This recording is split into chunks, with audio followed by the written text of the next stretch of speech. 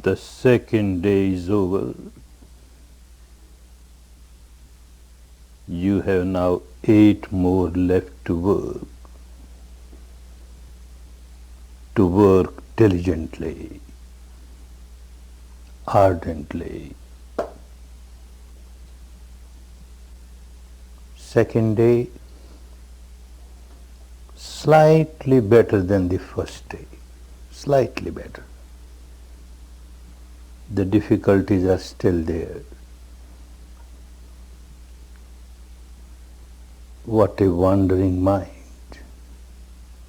a fleeting mind, a flickering mind, so unstable, so infirm, so agitated, no peace, no tranquility, so wild, like a wild animal, a monkey mind, grasping one branch after the other, one branch after the other, one object after the other, one object after the other, highly agitated, certainly very wild, like a wild bull, a wild elephant. When it comes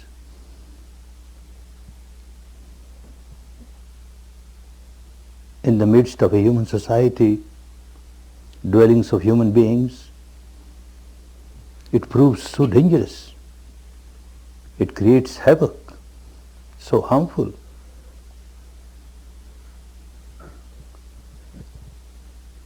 But an experienced person, a wise person, trains this wild elephant, the wild bull, tames this wild elephant, the wild bull, working very patiently and persistently.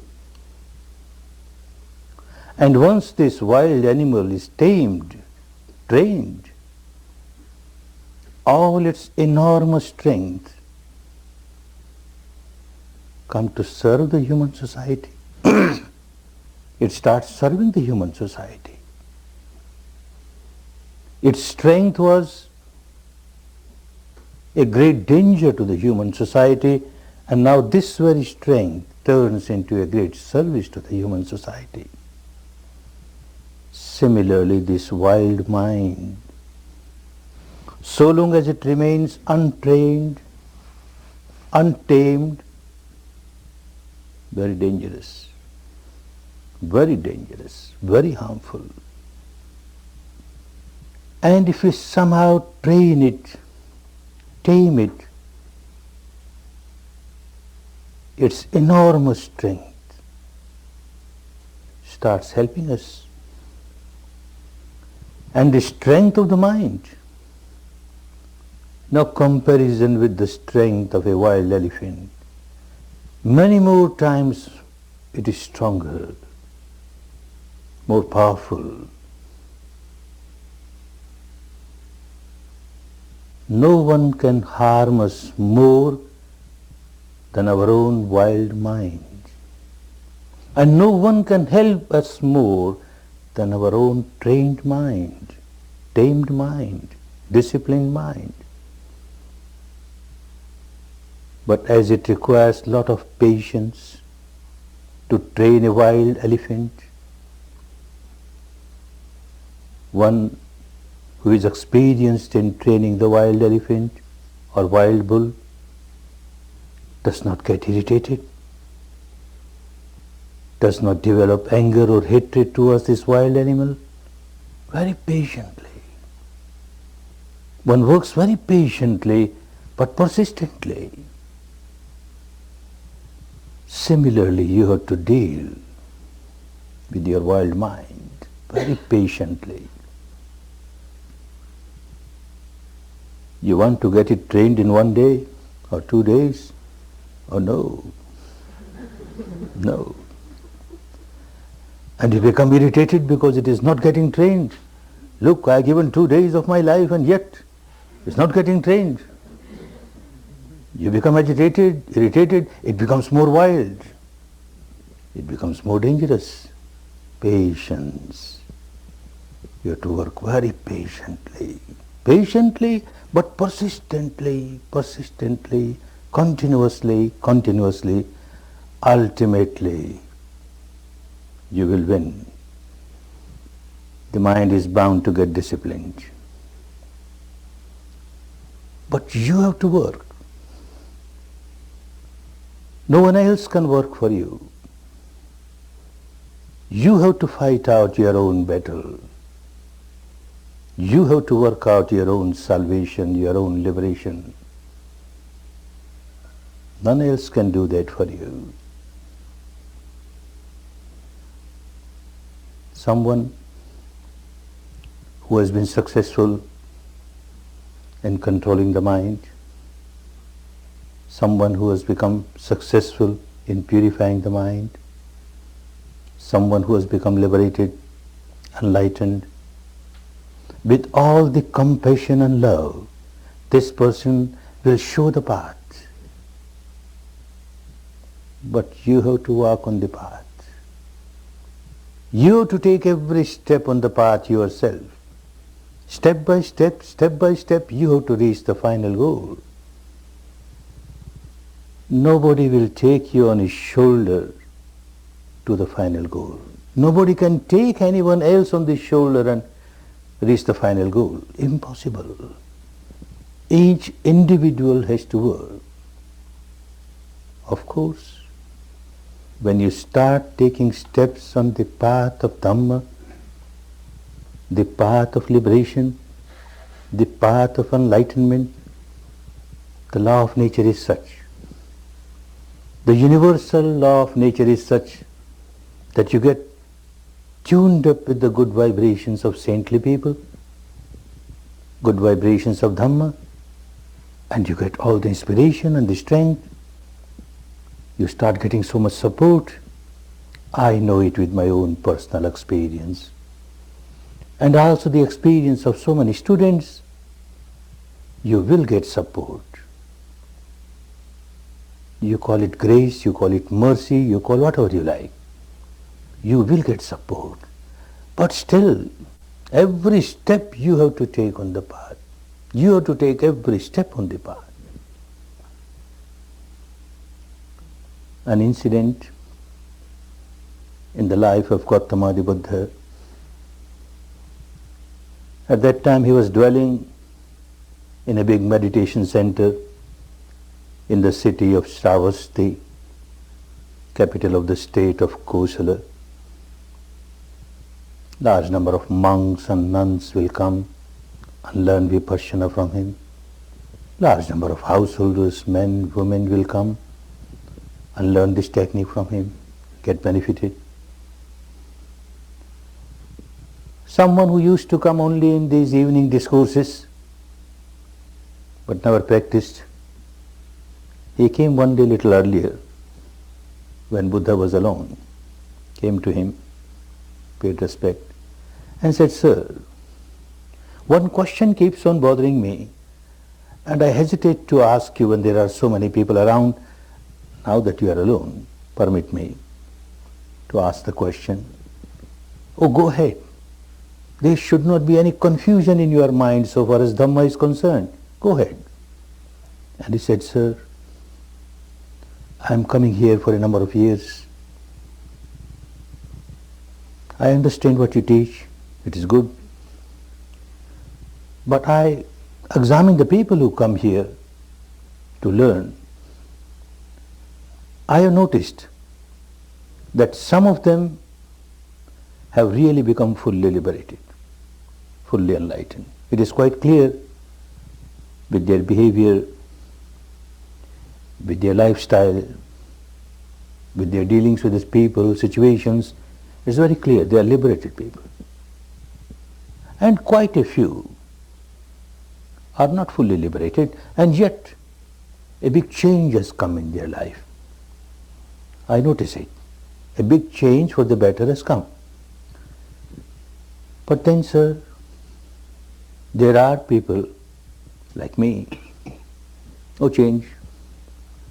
We are as we were. My question is, sir, you are so powerful, you are so compassionate. Somebody coming to you, taking refuge in you. Why don't you use all your power and your compassion to liberate us? Why somebody remains unliberated or half liberated? Please, sir, this question bothers me. Buddha smiled. This is what he kept on teaching, but people do not want to understand. What can he do? So he explained. And his way of explanation was always different according to the caliber of the mind of the student who has come. At times he will answer by counter-questioning. So in this case also, he started counter-questioning. Hey, from where are you? Sir, I am from Shravasti, this city, the capital of Koshala. Oh, no. Your facial features say that you are not from this country. You are from some other state and you have come and settled down here. Oh, yes, sir, you are quite correct. Actually, I belong to Magadha, Rajgiri. I come and settled down here last few years. Good. Having come and settled down here, have you severed all relations with Rajgiri, with Magadha? You don't go there anymore? Oh no, sir, I keep going there. I still have my relatives there, I have my friends there, I have my business there. I keep going there. Every year I go many times to Rajgiri and come back. I say, you keep going from here to Rajgiri. So certainly you must be knowing very well the path from here to Rajgiri, because you walked over the path so many times. Yes, sir, I know the path so well. Now tell me, having settled down in this part of the country, you must have made many friends. And out of these many friends, some have become very intimate to you, isn't it?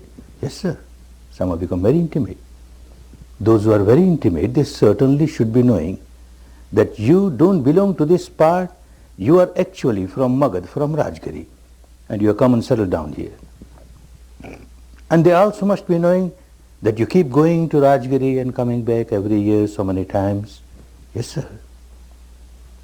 Then these people know that you know the path from here to Rajgiri very well. Yes, sir. Some of them must be asking you, how about this path? What kind of path? Do you keep it a top secret or you explain? What top secret, sir? I explain them very clearly. You start from here, from Shravasti, start moving eastwards, and you move this way, that way, you turn this way, that way, and you will reach Varanasi. And then you keep moving this way, that way, turn here, there, you will reach Gaya. And then you keep moving this, and you will reach Rajgiri. I explain the whole path very clearly, very clearly. That means everyone to whom you have explained the path must have reached Rajgiri. How is that possible, sir? If someone has not walked on the path, how will he reach Rajgiri? Young man, this is what I keep on telling every day. People come to me, understanding very well that this is a person who is fully liberated. He has reached the final goal. He knows the path from here to the final goal. They come to me. They ask me what is the path. Why I keep it as a top secret? I explain them very clearly. This is how you walk, this is how you walk, and you will get this station, and you keep walking, and you will reach the final goal. Someone just listens and says sadhu, sadhu, sadhu, and bows down 3 times, but won't take a single step on the path. How will this person reach the goal? What can I do? I have shown the path. My job is done. Somebody has started taking steps on the path. Someone has taken just 1 step on the path. This person is 1 step nearer the goal. Someone has taken 100 steps on the path. This person is 100 steps nearer the goal. Someone has taken all these steps on the path, has reached the goal. Each individual has to take steps on the path. No one else can do that. No one else. If I am thirsty and someone else drinks water, my thirst will not get quenched. For quenching my thirst, I must drink water. If I am sick and someone else takes medicine, my sickness will not get cured. I have to take medicine myself. So simple, and yet we don't want to work. And we just expect some other supernatural power to be very kind, to do something for us. It doesn't work. Doesn't work. Each individual has to work out one's own salvation. Each individual has to take every step on the path. And he explains in his own words, the Pali, the language that he spoke, the language of India of those days. Tumme hikki changayatapang akkataru tathagata akkataru tathagata tumme hikki atapang. You have to work diligently, ardently for your liberation. Someone who has become Tathagat, that means one has become liberated. The literal meaning Tathagat, one who has reached the final goal of ultimate truth, the eternal truth. One who has reached that goal will very compassionately point out to the path, this is the path. Akkha taro, he will just point out, this is the path. Akkha taro tathagata. Everyone who has reached that goal will only point out the path. But each individual has to walk on the path. Each individual has to work out one's own salvation. If this is accepted, and earlier one accepts it, the better. One accepts that I have to walk on the path, every step I have to take to reach the final goal. Then the question comes, what is the path? And how to walk over it? And he explained. He kept on explaining. This is what he did the whole life. Kept on explaining the path. The Dhamma.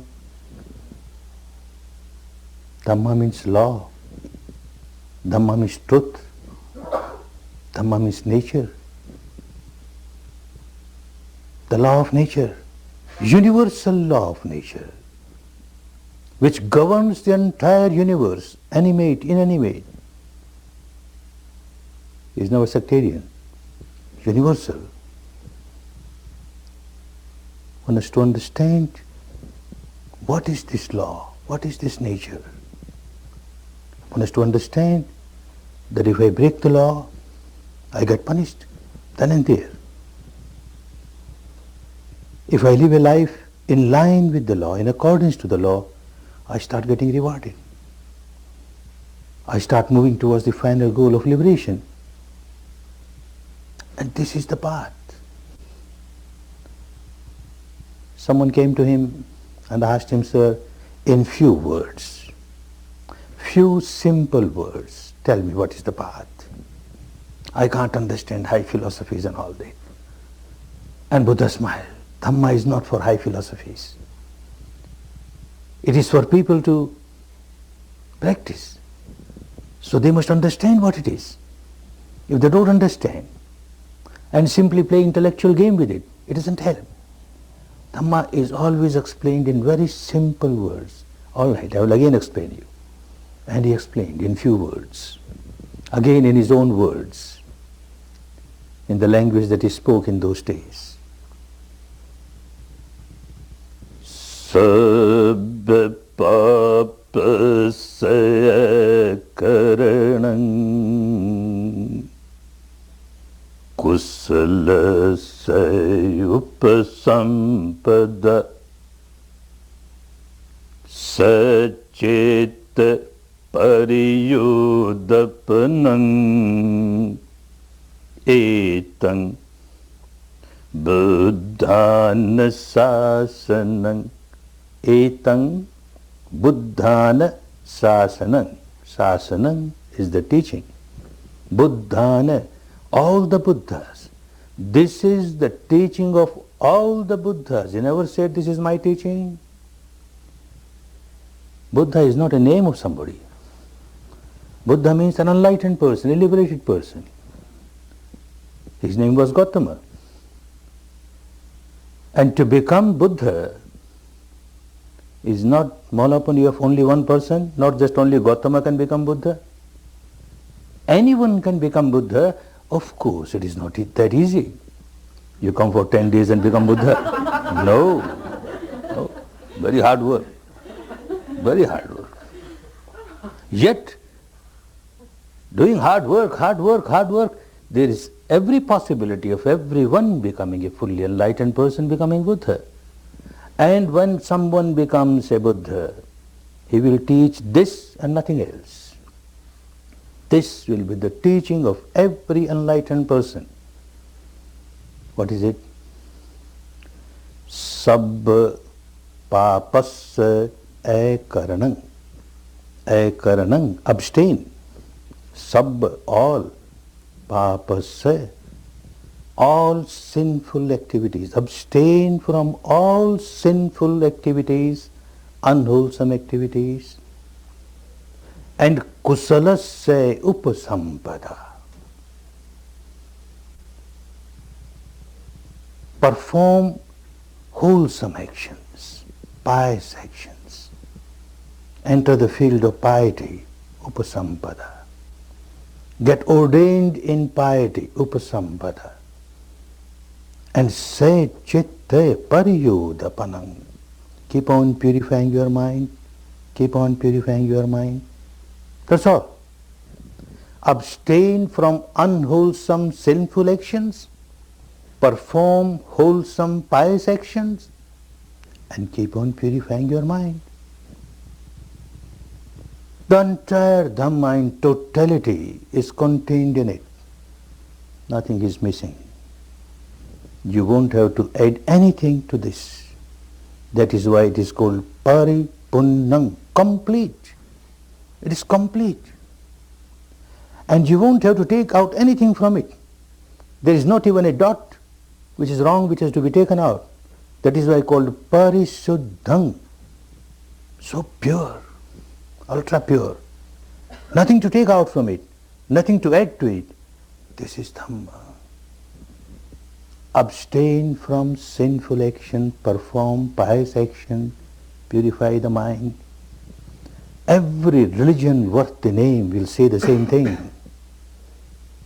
But then, when an enlightened person teaches Dhamma, he teaches a universal Dhamma. He will never teach sectarian. Universal Dhamma, eternal Dhamma. The law of nature is eternal. It was there so in the past, it is so present, it will be so in the future.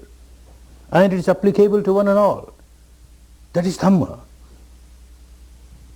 But out of madness, out of ignorance, people forget the essence of Dhamma and they make a sect out of it. Then this sect or this sect or this sect. Then these very words will start carrying different meanings. Everyone will recite the same thing. Abstain from sinful action. No religion will say you keep on performing sinful actions. Everyone will say the same thing. Perform wholesome action, pious action. Every religion, every tradition will say that. Purify your mind. Every religion, every tradition, everyone will say that. But yet, a big difference in the explanations. What is sin? And what is piety? When Dhamma turns into a sect, then that particular sect, the so-called religious people of that particular sect, the so-called pious people of this particular sect, they may be wearing this kind of robe or that kind of robe, maybe having this rosary or that rosary, maybe having this mark over the forehead or that mark over the forehead, this external appearance or that external appearance. Now people belonging to this particular sect will say those who have this kind of external appearance are pious people, others are not. Definition is given, a wrong definition is given. Another definition. Every sect, people belonging to that particular sect will perform this kind of rite or that kind of ritual, this religious ceremony or that religious ceremony. Every sect will have different rites, different rituals, different ceremonies. And those belonging to a particular sect will say, those who are performing these rites, these rituals, these ceremonies, oh, they are pious people. And those who do not, they are not pious, they are sinful. Another mad definition is given for sin and piety. One more definition is given, which is still more confusing. Every sect has some belief, some dogma, some philosophy.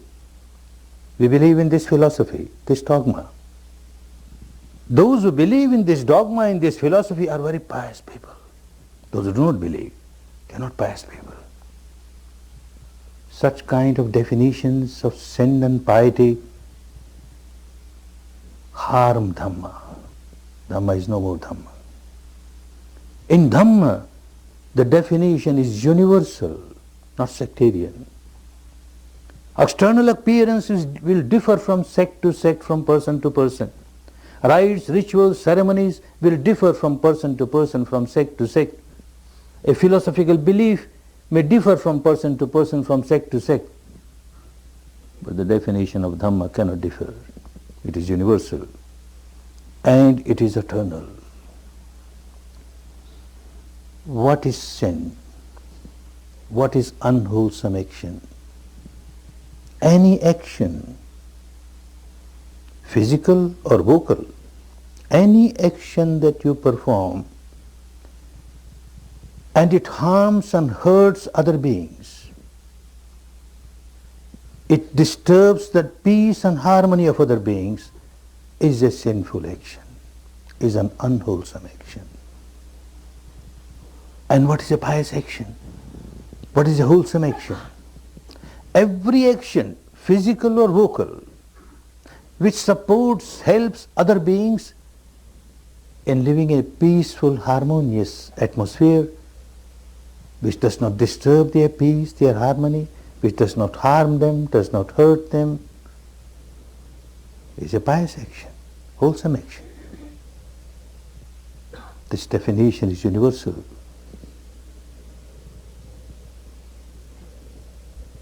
As one keeps going deeper in Dhamma, at the experiential level, it becomes so clear that this is in line with the law of nature, in line with the law of nature. The first, abstain from all sinful action, is called Sila, living the life of morality. Don't perform any action, physical or vocal, which will harm other beings. Live a moral life. Perform wholesome actions. And the most wholesome action is to be master of your mind. Never remain slave of your mind. Learn how to concentrate your mind, one-pointedness, with the base of wholesomeness, without having anything against anybody, anger or hatred or ill will. This is the most wholesome action. This becomes very clear as one starts taking steps on the path. The teaching is so universal, so universal. The first is called Sila, the second is called Samadhi, and the third, purification of the mind, is called Panya, that means wisdom, insight, direct experience of the truth insight, and developing the wisdom of the law, the universal law, and changing the habit pattern of the mind at the deepest level. Now the first Shila, morality. Initially one starts understanding it merely at the intellectual level. Yes, I should not perform any action at the physical level or vocal level which will harm other beings. For example, if someone comes and hits me, kills me, I certainly don't like it. I don't like it. So if I hit others or kill others, this person will not like. So I should not do anything which I don't want others to do for me. I should not kill. This will hurt others, harm others. If someone steals away, robs away certain thing which belongs to me and which is very dear to me, I don't like it. I feel hurt.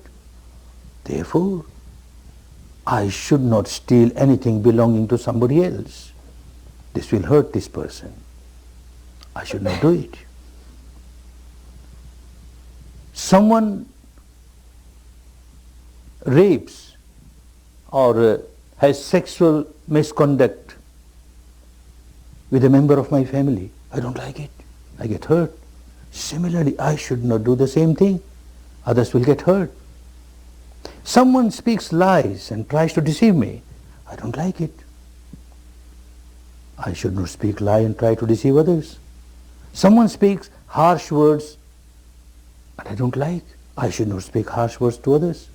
They won't like it.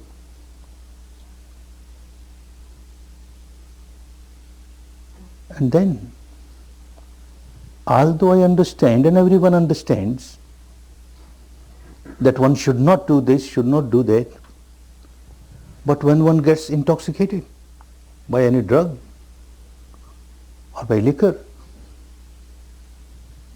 one is helpless. One is slave of that particular intoxication and will perform all those actions which one does not want to perform, and yet one perform. I should not take any kind of intoxicants. This is what one understands at the surface level of the mind, at the intellectual level of the mind. Again one starts understanding, again at little deeper level, but again at the intellectual level. A human being is a social being.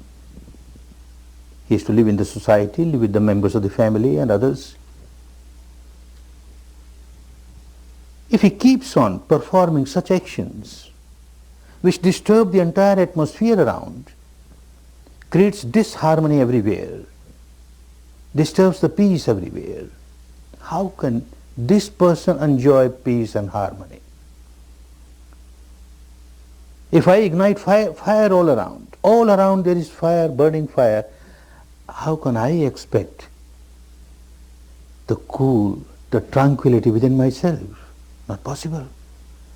So I must help the atmosphere to be more peaceful, more tranquil, and then only I can experience peace and tranquility living in that atmosphere. Yes, becomes clearer. But the Dhamma becomes really clear when one starts practicing it. And an enlightened person takes one to that depth where one starts experiencing the law of nature. It will become so clear at the experiential level that whenever I perform any action, physical or vocal, which has harmed other people, I cannot perform that unless I have generated tremendous amount of negativity in my mind. I can't kill somebody unless I generate anger, hatred, ill will, animosity. I cannot steal anything unless I have generated a lot of greed. I cannot commit sexual misconduct unless I have generated passion. And like this, maybe ego, maybe jealousy, some impurity or the other I must develop in my mind, and then only I perform a vocal or physical action which will harm others. By experience, one who is walking on the path of Dhamma will start understanding it by experience, and will also start understanding that whenever I generate any negativity in the mind, anger, hatred, ill will, animosity, passion, fear, ego, jealousy, greed, any impurity in my mind, Nature does not want it. It goes against the law of nature. And nature starts punishing me. I get the punishment here and now. After death, a punishment will come. Leave that aside. We don't say that, don't believe it, but leave it aside. You will get punishment here and now. Every individual who started walking on the path will start realizing nature started punishing me. Because when I generate anger, I become so agitated, so unhappy, so miserable. It is impossible that I generate anger and feel very peaceful, feel full of tranquility. Impossible. I am bound to become agitated. Similarly, any defilement, I am bound to become agitated. Law of nature is such. Nature has started punishing me. And if I refrain from, abstain from these kinds of activities and don't generate these defilements in the mind, nature starts rewarding me. I feel so peaceful. It becomes so clear. This is the law of nature. Don't harm others. Don't hurt others. Don't perform any action at the physical or vocal level which will disturb others. Because you do not know, you started harming yourself. You are the first victim of your action. You want to kill somebody, you generate anger. When you generate anger, you are being punished then and there. You are the first victim of your own anger, your own defilement. This becomes clearer and clearer to somebody who walks on the path of Dhamma. Then at a deeper level, because when I started experiencing the truth inside, the behavior pattern, the way of life starts changing automatically. Because one is not experiencing the truth inside, all the time one gives importance to things outside, outside, outside. One does not know how nature has started punishing me. One does not know how the nature has started rewarding me. One does not know at all. Now with this practice, which we will learn for these 10 days, it will become clearer and clearer.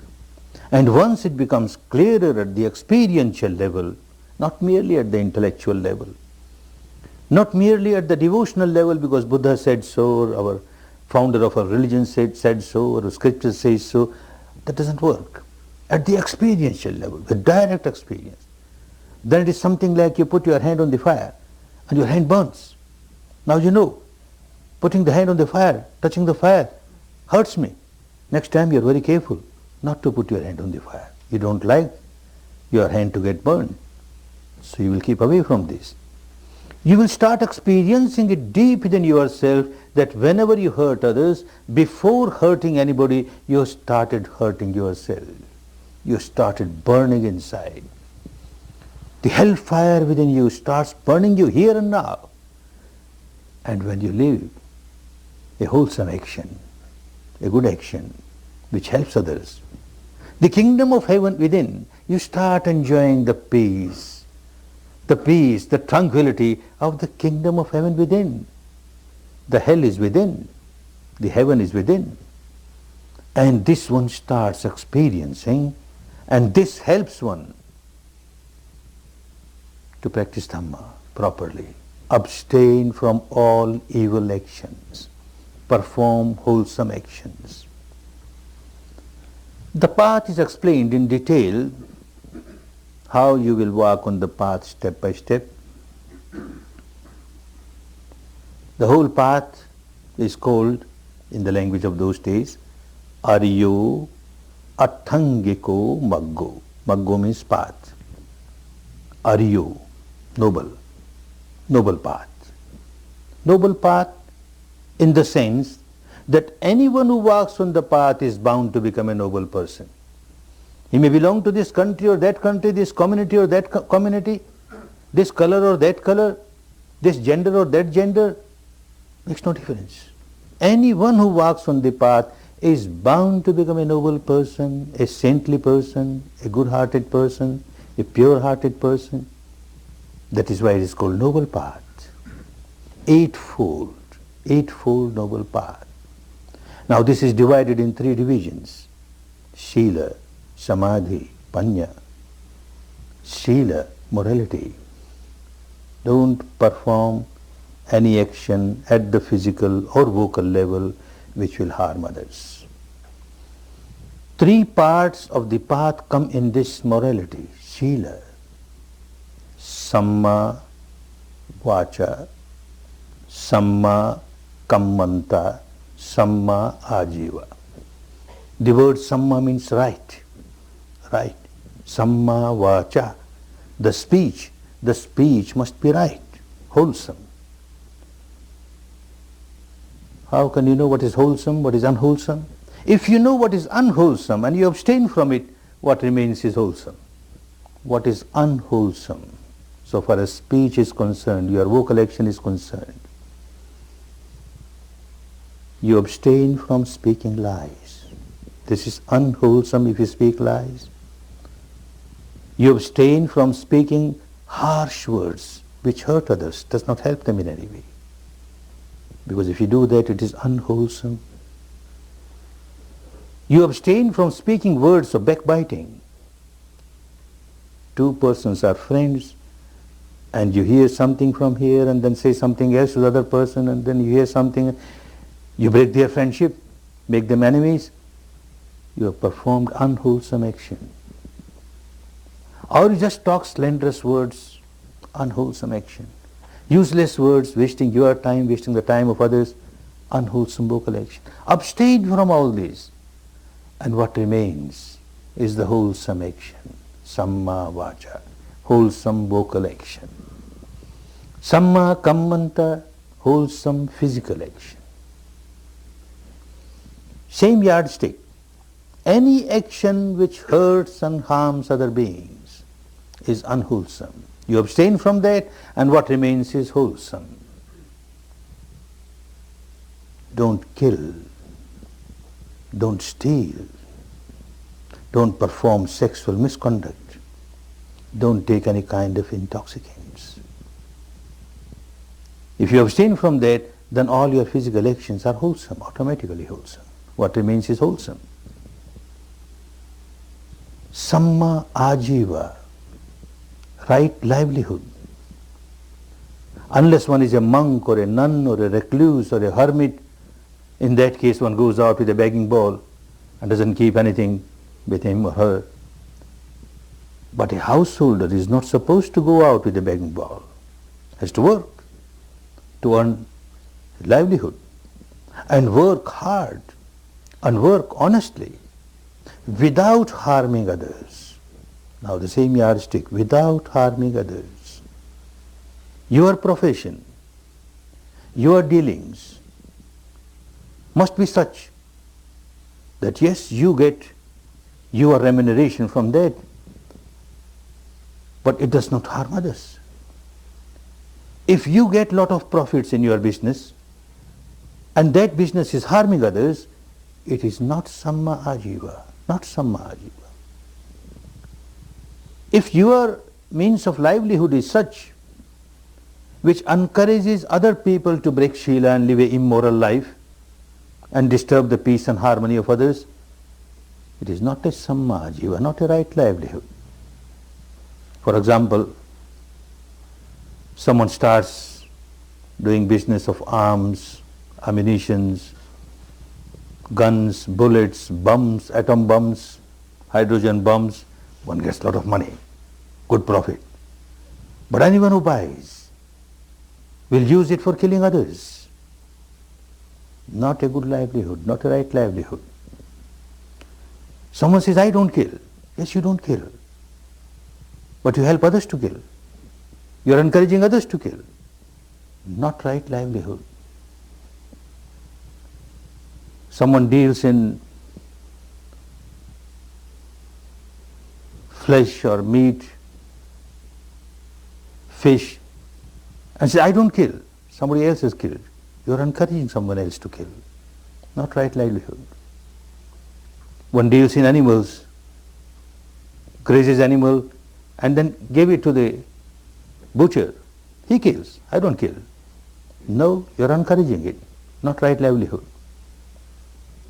One deals in poison. Anyone who makes use of it to kill others. Not right livelihood. Like this, anything. The commodity in which you are dealing, if it encourages others to break their Shila, then your livelihood is not livelihood. Even certain livelihoods which look quite wholesome, but the motivation is wrong. If the motivation is wrong, it becomes unwholesome. One incident in my life years back, when I was not in contact with pure Dhamma, I never knew how to observe things inside. And yet I used to feel myself a very Dhammic person, a very religious person, performing this rite, that ritual, this, giving this donation, that donation. I never knew pure Dhamma. It so happened, a member of the family became very ill, and it so happened that the family doctor was out of the station. I had to call some other doctor. Another doctor was very famous doctor, but very busy doctor. Whether he will agree to give a visit at home or not, let me go personally and persuade him. I went to him. Usually there's a big crowd of patients. Now I find nobody, he was just alone. Of course I was happy that if he's alone he will come. But out of curiosity I asked him, how is it, doctor? Every day there is a long queue of patients in your dispensary. Today nobody is there. With a very long and sad face he says, Goenka, this season, this part of the year, always there is some epidemic or the other. I don't know what happened this year. There is no epidemic. I felt so bad. What a noble profession, a doctor's profession, a physician's profession, to serve others, to come out of illness. And look his motivation. He wants more and more epidemic to start. Not that all doctors are like that. We shouldn't condemn every doctor. But that was the case. And I felt very bad. But at that time I never knew how to observe the reality inside. So long as one does not know how to observe the reality inside, one keeps on finding fault with others. Look, so-and-so is so bad, so-and-so is so bad, so-and-so is so bad. When I started this technique, observing the truth inside, I found out I'm worse than the doctor. I come from a business community, a business family, and we know the business people, mostly, the motivation, they have got their own vocabulary. Suppose there is war or famine, consumer goods are scarce, prices start shooting up. In our language, commercial language, we say, market is improving. Wonderful. Market is improving. We get more price, more profit. Whatever stock we have got will bring more profit. Market is improving. No more famine, no more war. Lot of consumer goods, market has gone down. And with a very sad heart, we will say, oh, market is crushed. So bad. It is so bad. What attitude? What kind of motivation? We don't care whether people suffer or not. We must get our money. Oh, this one will not understand unless one starts observing the truth inside. One remains so much involved in the madness. There is nothing wrong in doing business. One has to earn money reasonably, without harming others. Provided one keeps on understanding that I am playing the role, an important role to serve the community in this particular way. One may be in any profession, but if one keeps on thinking that by this profession I am serving the society and in return I get my remuneration from the society, then serving the society becomes more important. Remuneration will certainly come, nothing wrong. A businessman buys from the manufacturer and distributes to the consumer, nothing wrong in that. Every consumer cannot run to the manufacturer to buy his requirements. There must be a middleman. But this middleman, if he starts thinking that I am here to exploit and get money, then this rat race of money will make this person mad. Far away from Dhamma, far away from Dhamma. Samma Ajiva wants you to have a good volition, good motivation to earn money without harming others. Serving people, a member of the society parts his or her own role to serve the society in the capacity that one can. All these three, Samma Vacha, Samma Kammanta, Samma Ajiva, right speech, right physical actions and right livelihood, they all come in the first part of Dhamma, Shila, morality. If the teacher of Dhamma had only taught this, then he was not an enlightened person. Enlightened person will teach the totality of Dhamma. This is only partial Dhamma. Just to teach people and tell them, oh, you people of the world, you should not do this, you should not do this, you should not do this, should do this, you should do this, you should do this. People will hear from this ear and it will go out of the other ear. It won't have any effect. Because one knows very well that I should not do this, I should not do this, and yet one keeps on doing the same thing. A drunkard knows very well that it is not good for me. I must come out of the addiction. It is so bad. A gambler knows very well, I should not do this. And yet when the time comes, he forgets everything. He drinks, he gambles. Why? Because he has no control over the mind. He has no mastery over the mind. He is slave of his own mind. He is slave of his own behavior pattern deep inside. Dhamma is not complete just to give sermons like this. Just to talk of Sila doesn't help. So the next step, Samadhi, mastery over the mind. You have to learn how to become master of your own mind. You have to learn how to concentrate your mind and concentrate your mind with the wholesome base. Kusala chittasya ekaggata, the concentration of mind with the base of purity. This is Samadhi. Another three parts of Dhamma come under this division of Samadhi.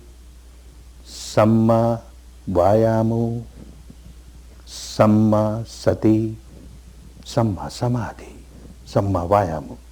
Right type of efforts, right type of exercises. You have to take some exercises.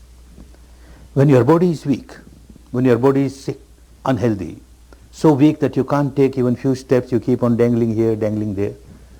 Somebody will ask you, advise you, take this exercise, make your muscles strong, make your body strong. Similarly, when the mind becomes weak, and all of you have noticed 2 days, working 2 days, what a sick mind you are carrying. What a weak mind you are carrying. Dangling here, dangling there. So infirm, so unstable. You have to do some exercises to make it stable, firm, strong, healthy, sound. Any exercise which makes your mind healthy is a good exercise. This is Samma Vayamo. There are 4 exercises. In Dhamma, every exercise is examine yourself. First exercise, examine yourself. Oh, even at the surface level of the mind, at present I have got this voice, that voice, this voice, this voice. Get rid of them. Get rid of the voices which are there. First good exercise. Second exercise, again examine your mind. My mind does not carry this particular voice or this particular voice. Close all the doors of your mind. Whatever impurity is not there, don't allow it to come. Second good exercise. Third good exercise, again examine your mind. My mind has this particular virtue, that particular virtue. Don't develop ego because of that. Don't develop proud because of that. This virtue is there. This is the reality. Now I must see that I preserve it, I maintain it, and I multiply it. Again examine your mind. And you find that you don't have this particular virtue or that particular virtue. Open all the gates of your mind. Welcome. This virtue which is not here should come in. Should come in. These are the 4 healthy exercises to make the mind healthy, strong. This is what you started doing indirectly. And the next, Samma Sati, awareness. Right type of awareness. What is right type of awareness? The awareness of the reality of this moment pertaining to your own physical and mental structure is the right type of awareness. Awareness cannot be of the past. The word sati has got 2 meanings. One meaning is a memory which has nothing to do with this part of Dhamma. A memory is of the past. You keep on thinking of the past. This is not samma sati, this is not right awareness. Awareness cannot be of the future. You will be just thinking, you will be just imagining, you will be just dreaming. Doesn't help. Awareness is real when you are with the awareness of the reality of this moment as it has manifested itself from moment to moment, from moment to moment. And this reality must be pertaining to your own being. This mind, this matter, the combination of the two. This is what you started doing. You started observing your breath coming in, going out, from moment to moment, as it is. If it is deep, it is deep. If it is shallow, it is shallow. If it passes through left nostril, right nostril, both the nostrils, just the reality as it is, as it is. Of course, for a new student, you are permitted, when you can't feel the breath which has become very subtle, then you are permitted to take a few intentional breathings, conscious breathings, slightly hard breathings, but just a few. And you are again to come to the natural breath, normal breath, so that you make your capability, you develop your faculty to feel the subtlest breath very clearly, the softest breath very clearly. Then you are with the reality as it is, not as you want it to be, but as it is, and that is called yatha bhuta, as it is, from moment to moment as it is. You have been doing that. And another thing, the whole path takes you from very gross, intensified, solidified, apparent reality, because that is what you experience initially, and then you move towards subtler reality. Explore the entire field of this material structure, from the grossest reality to the subtlest reality. Explore the entire field of the mental structure, the mind and the mental contents, from the grossest reality, surface level, and then subtlest reality. In the language of those days, he said, Olariko, from Olariko to Sukhuma. Every step must be towards Sukhuma. Subtlety. You cross the entire field of subtlety of mind and matter, then you experience something which is beyond mind and matter. The entire field of mind and matter, you will notice, is a field where things arise, pass. Some change is taking place. There is a constant flux, a constant flow going on. But when you cross this field, nothing arises, nothing passes. This is something, the eternal, ultimate truth, you can't imagine. On the path of Dhamma, nothing should be imagined. And nothing should be accepted because a Buddha said so, or because your teacher says so. You have to experience it. And that experience will make you a totally changed person. Experience of that ultimate truth, even for a few seconds, turns one into a saintly person, naturally. And the entire path, as you are moving from the gross reality towards the subtler, is a process of purification, and you will understand as you proceed further on the path. So one thing clear, that you are moving from the gross reality towards the subtle reality. But understand, you can't create subtle reality. You have to leave it to the Dhamma, you have to leave it to the nature, and nature will keep on working. So for you, whatever manifests itself, you are just aware of it. Initially you have to take few hard breaths, and you are aware of it. Then naturally the breath becomes subtler and subtler, softer and softer, finer and finer. You are aware of it. Now, today, whole day, you were aware of the touch of the breath within this limited area. You have chosen a small area. The Buddha wanted us to work with the small area, because smaller the area, the subtler the mind is bound to become. More sensitive the mind is bound to become. Now small area, tomorrow, day after tomorrow you will have still smaller area. Now you work on the triangular area. Within this triangular area, whole day you were working the touch of the breath, anywhere on the inner walls of the nostrils, touch of the breath, anywhere on the outer rings of the nostrils, touch of the breath, anywhere on the area below the nostrils, above the upper lip, touch of the breath. Now tonight and tomorrow whole day, you will experience something subtler than that. As this touch was there all the time, but you never cared to be aware of it because you never practiced. Now by practicing, you made your mind sharper to feel this touch. Similarly, there are subtler things which are there all the time, but you never care to be aware of it. Now this technique will help you, and you will start feeling one thing, one reality, which will become very clear, very evident. You will notice that the breath that went in, and when it came out slightly warmer. The temperature of the incoming breath and the outgoing breath differs. The outgoing breath is slightly warmer. This is truth, but you never care to be aware of it. And it is just natural. The temperature of the outside atmosphere is lower than the temperature inside the body. So this breath from the outside atmosphere going in your body comes in contact with the warmer temperature there and comes out slightly warmer. You will notice that the outgoing breath is slightly warmer than the incoming breath. And then very soon you will start experiencing something more. Something, some reality which has nothing to do with the breath. You use the breath to move towards the subtler reality. Now even without using the breath, what is happening? You have been working on this small area, this triangular area. By tonight, by tomorrow, you will start experiencing some biochemical reaction taking place here, some electromagnetic reaction which is taking place throughout the body. Throughout the physical structure, every moment there is some biochemical reaction or the other, some electromagnetic reaction or the other, and because of that, some sensation or the other.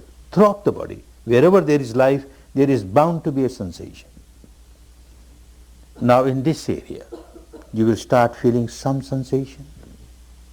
Not necessarily this particular sensation or that particular sensation. Any sensation that crops up. Maybe heat. You start feeling heat in this area. Within this area only.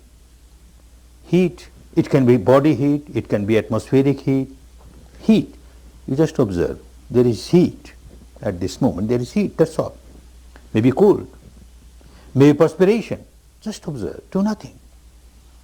Maybe an itching sensation, again just observe, an itching sensation. Don't react to it. An itching sensation, and you start reacting, you started rubbing it or scratching it, then it is not sammasati. Sammasati is just observe.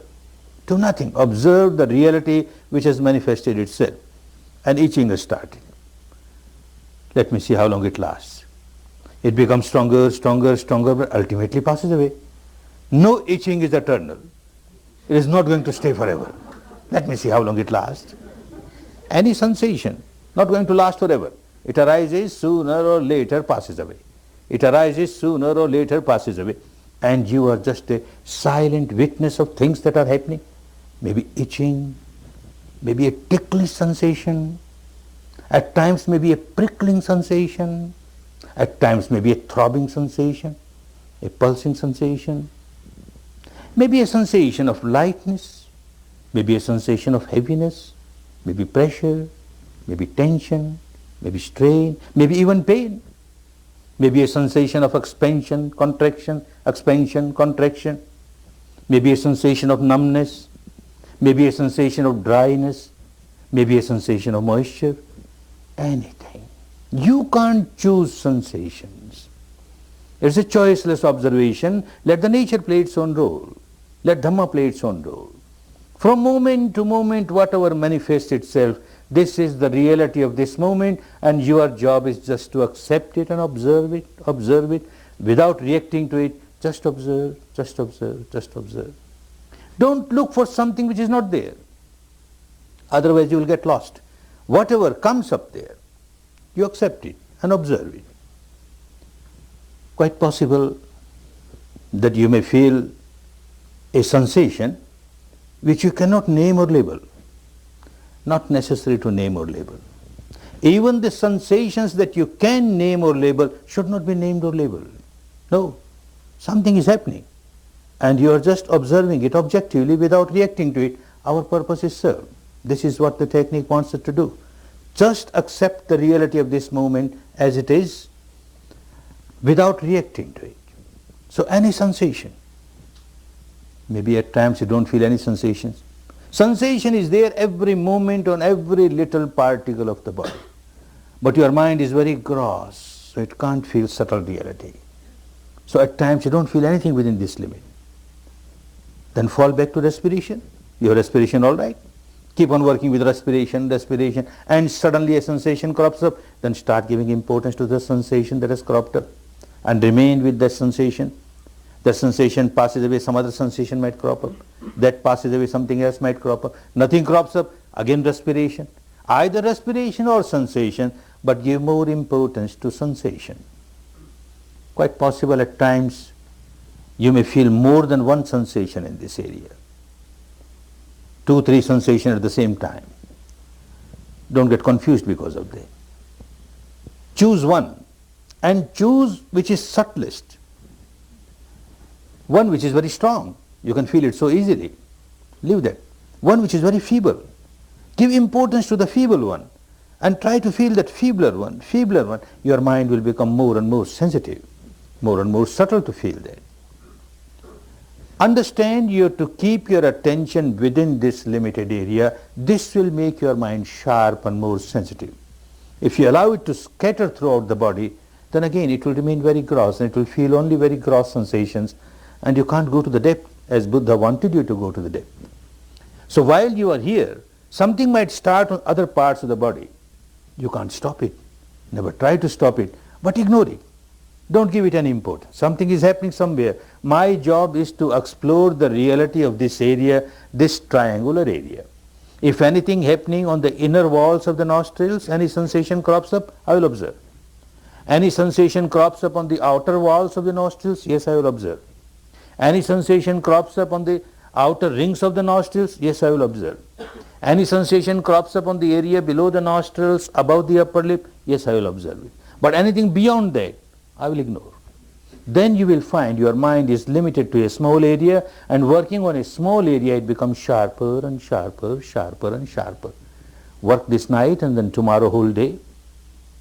This is Samma Sati, and the next is Samma Samadhi. Now Samadhi is concentration of the mind, but Samma Samadhi is different, with the base, wholesome base. And what is wholesome base? Free from moha. The other day we talked moha, ignorance, no illusion, no delusion, no hallucination, no confusion, and no imagination.